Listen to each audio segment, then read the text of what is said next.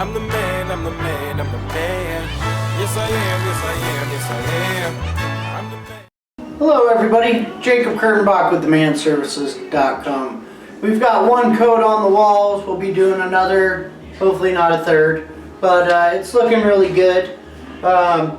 When it's drying, you might see like there's lines.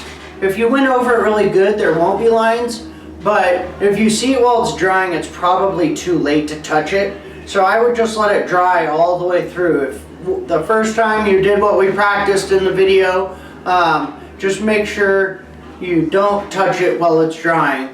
Even if it looks like there's lines, that's just how it dries. If you see drips on the other hand, you'll want to like wipe those off with your finger, and it's okay if you leave some lines in there, just as long as you get rid of that drip. That's the key. You don't want any drips. And the lines, they'll go away, especially with your second coat. It's just how the paint dries.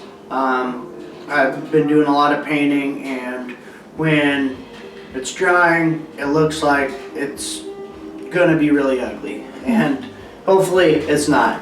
So but let's see here. Few things. If you're painting a kitchen, kitchens, if you're like cooking grease in there, there's going to be grease on the walls, and if you paint, the paint is not going to stick to the walls. If it's high gloss paint or like an enamel or something, you're not going to have the paint stick to the walls. It's going to peel and come off. So in these cases, one other thing, if you got like kids eating pizza running down the walls and you're like, hallway, oh my god, I'm having so much fun, there's going to be handprints, and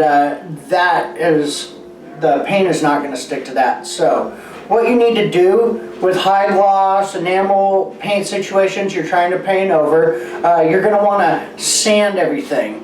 Just a light sand with 220 sandpaper, just lightly around everything. Total pain in the butt, but you gotta do it if you want your paint to stick. After you get done lightly sanding, you're gonna want to take TSP. It's a powder formula. You find it at your local hardware store. It's Tri-SP. I don't know what it is, but anyways, it gets rid of oils and greases. You just get warm water, the TSP, wear rubber gloves if you care, and then you just wash your walls with it, and that'll make sure to get any grease or residue off your walls. And then you're going to want to prime, especially with those high sticky situations, or non-sticky, you would say. Anyhow, the roller, we're going to have to wait about an hour. We don't want to have to waste this roller. So what we're going to do is we're just going to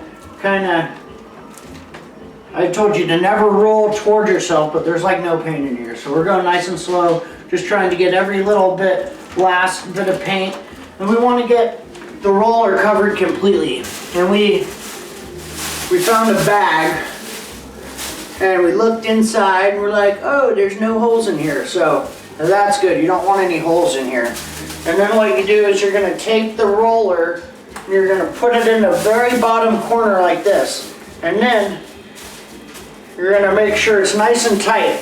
I learned this one from my buddy Jerry Pennington. Good guy. So you want to get all the air out of there and nice and tight. And you see how I didn't wrap it yet. So we're getting all the paint or the air out of there. So then there's a nice stickiness. You can see there's no air. And that's what you want. You want to make sure. And then you can go ahead and wrap it or pull it over. I usually like to pull it over like this and then get an end out and then make sure all the air is out of there.